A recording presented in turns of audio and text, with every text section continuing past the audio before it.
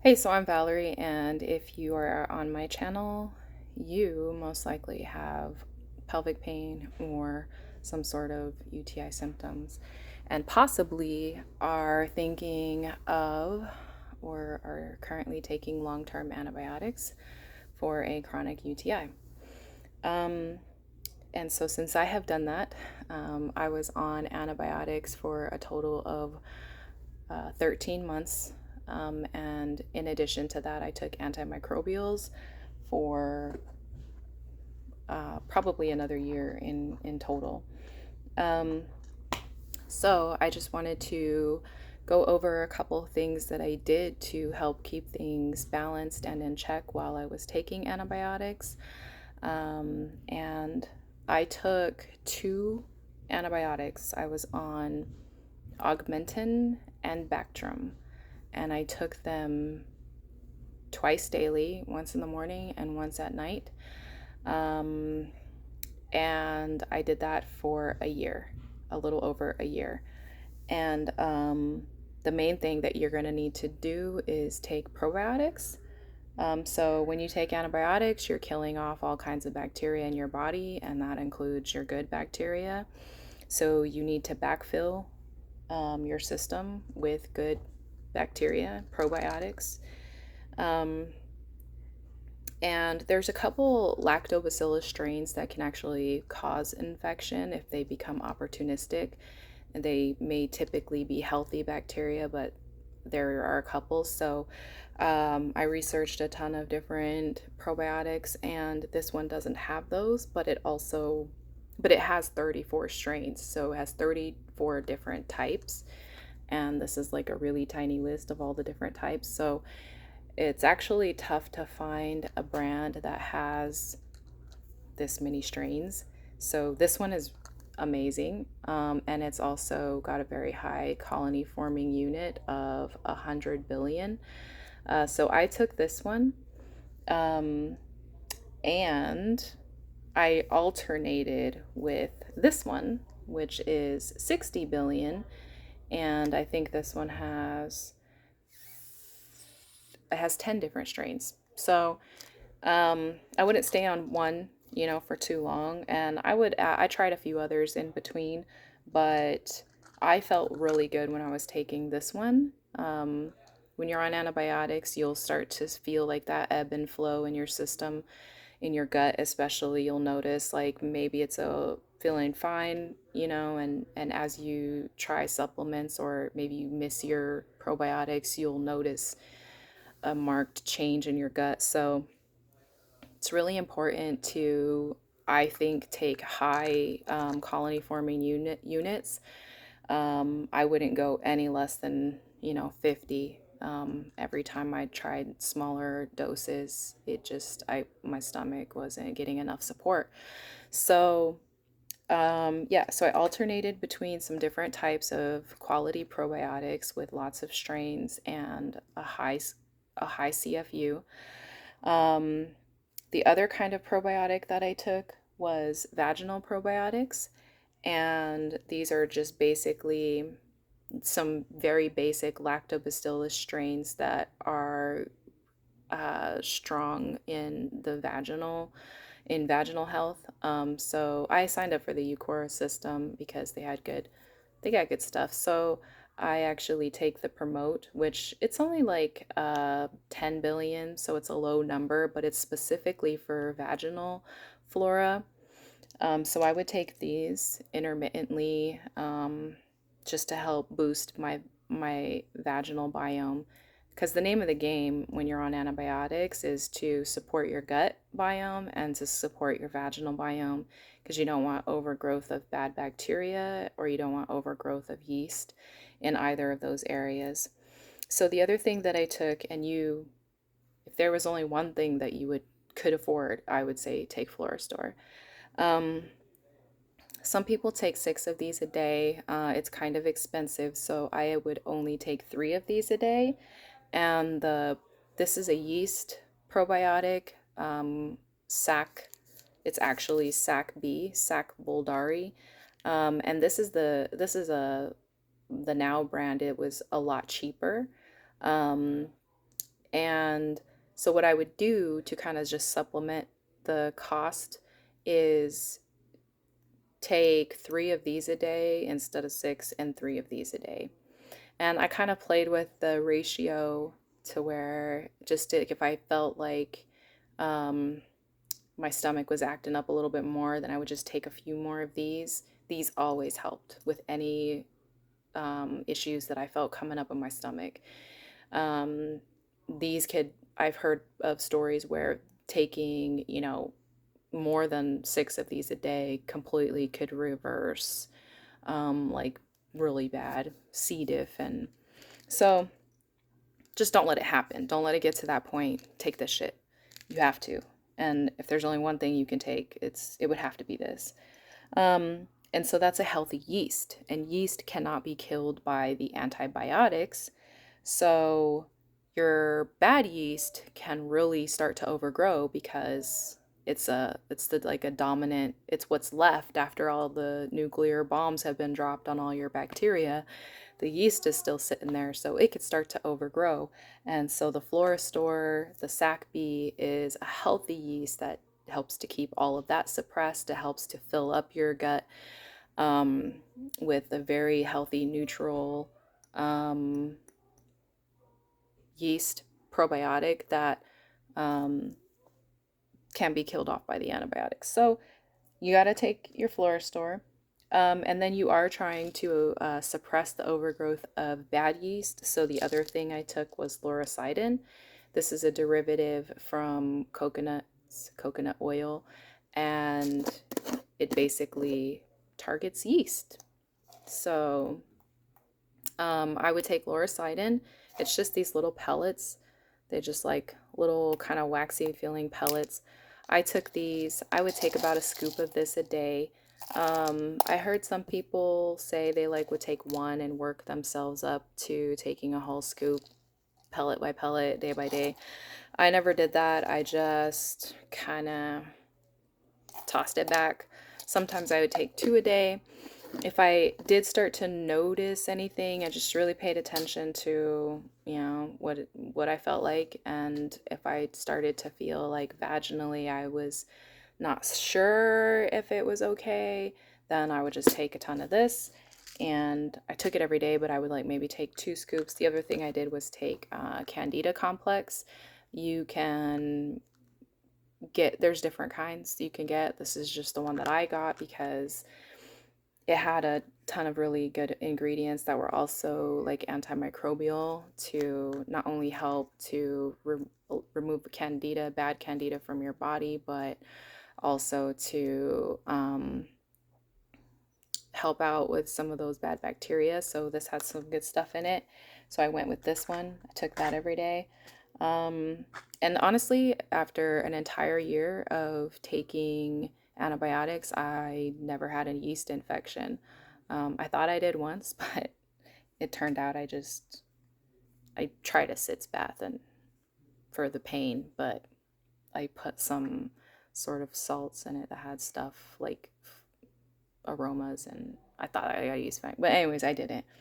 So the other thing that I did to help keep my vaginal microbiome supported was I used these boric acid suppositories. About once a week, I would throw one up in there vaginally before bed, and I did that, and that generally kept everything straight vaginally for me. This is boric acid, so it keeps the acidity in the vagina at a level that keeps bad shit from growing. And so having a very acidic an acidic vagina is healthy. So your natural healthiest pH is going to be on the more acidic side, and this helps to keep that there. So just generally keeping that acidity up keeps yeast infections from forming. Also overgrowth of any negative bacteria. The primary bacteria in the vagina are going to be your lactose strains, which is why this vaginal specific probiotic was important, is to keep my supplies up of this. because whatever you take intestinally just also finds its way into your vagina. So I took that. Every once in a while, if I felt like my vagina needed a little bit more support than just keeping my pH at a level that it should be, if all the good bacteria are in there making it acidic, it should be at a certain pH. So if I was doing that and I still was kind of noticing some things, I would actually open up a capsule specifically of just the vaginal type probiotics. I mean, I will never open this shit up and put it in my vagina. But the vaginal ones, I did take some of that powder in there out, mix it with a little bit of coconut oil, and I would put that up. There's also this stuff called Biome. They make suppositories vaginally that actually have a combination of boric acid and good probiotics and coconut oil and shea butter, I think. Anyway, so they have that. I would use those suppositories here and there. So that kept everything straight vaginally for me. The other thing that, if you're on long-term antibiotics, a goal you might have is to break up biofilm. Biofilm has been found to form in the bladder and can act as like a protective barrier to antibiotics and things you would use to kill them. So I took various biofilm busters. I took Interphase, I took Kirkland's Biofilm Defense, I took Phase 2. So I took a few different kinds, and they, I took them for a long time, and so I switched it up just to try to switch things up. But I finally settled as I got more well on this brand here. I bought the pack. So I took the Eucora Promote probiotics, and then I also got this Control, and it's got some pretty simple things in it. But all things that are good for kind of just keeping your bladder cleansed of biofilm. So I eventually took that. I also took the Eucora Target, and this has some vitamin C's, things like that are good for fighting and keeping fucking pathogens in check. And it has D-mannose in it, which helps to adhere to certain types of bacteria, mostly E. coli, and get them the fuck out of there when they get up in there. So I still take D-mannose. I take these. These actually taste really good, so I like them. So I'd still take that every day. Not every single day, but lots of days I just drink it, and then especially if I have sex, then I will take it. And I will always take D-mannose. I will always take D-mannose, and I still take probiotics, because after a year of being on antibiotics, you're gonna have to take probiotics for some time. So I still do that. I don't take any of the other stuff. I don't do anything vaginally anymore. It all is kind of like balanced out. But those were the things that you really have to do. You kind of can't get around those. You have to support the gut. You have to support the vagina, the microbiome there. And you've got to do something for biofilm. I don't take like biofilm busters anymore. I still have them because I ordered a lot. But what I do actually take is apple cider vinegar every day. And I know that the thought of that probably is just impossible for some people, depending on what level of pain they're in and what they believe hurts their bladder. But I mean, I used to think that it was a thing, but after I just did it a few over and over, I realized that, any pain response that I had wasn't actually from it. It was just a pain response it was just pain that was happening regardless. So I eventually figured that out with everything: all food, all coffee, all alcohol, vinegar, beer, fucking sugar, gluten, whatever, everything I eliminated, I eventually added it all back in. And even if I would have a pain spike, I didn't immediately correlate it. I just kept doing it until I figured out that there was no correlation. So be careful with correlating things on your first or second attempt, because it could just be the ebb and flow, the waxing and waning of the symptoms. So yeah, I eventually decorrelated everything, and so I don't have any restrictions on any of that shit. So I do take apple cider vinegar every single day for all of its benefits, including keeping your body alkaline and helping with your microbiome and with biofilms. So that's what I did. I also took Chinese herbs, and this is just one kind that I took. I took a few different types. But once I came off of antibiotics, I've just only took Chinese herbs for a few more months. I also took these while I was on antibiotics. At first I was afraid of putting stuff on my stomach. I was afraid of every single supplement, every single food. I was afraid to try different things. But over time, it's all I could do. And so I took, I just tried things, and I was at a point in my life at a certain point where I was just taking like 60 things a day. So I mean, it's a tough life. But once I moved over to just antibiotics, that's primarily what I took. I also took some vitamin D and daily vitamins. Other than that, I just mostly focused on supporting my gut and my vagina and trying to bust biofilms. So that's my main advice of things that you should probably have on stock if you are planning on taking long-term antibiotics. And briefly, I did want to mention kind of just what it's like to be on long-term antibiotics. And what I would say is overall, it wasn't that bad. I mean, I had a couple of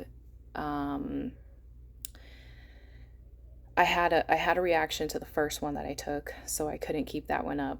But I took these other two, and my reactions were minimal. And every time something came up, I just counteracted it. And the counteracting process was like a back and forth. Like if my stomach would act up one day, I would switch up my probiotic, or I, would eliminate, like I had to eliminate dairy at one point. I had to not lay down immediately after taking my nighttime dose at one point. I realized that triggered my stomach to hurt. And initially I had to take food with my antibiotics until eventually my body just got used to it, and I was able to take them on an empty stomach and then eat a little later. So you acclimate.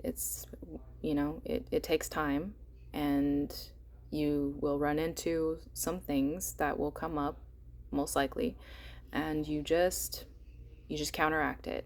And if you don't want to do a ton of damage control, I would just say stay on top of your probiotics and make sure you're staying vigilant in terms of your vaginal health and your gut health, and don't let it get bad. If you do that, like I did, it wasn't that bad. It was pretty easy, considering that I was taking 2 high-dose antibiotics every day. So you can do it. Don't be afraid. Don't be afraid of antibiotics. It's okay. They'll help you with eliminating the infection factor of your pain. So that's all I wanted to say. Take care and be well.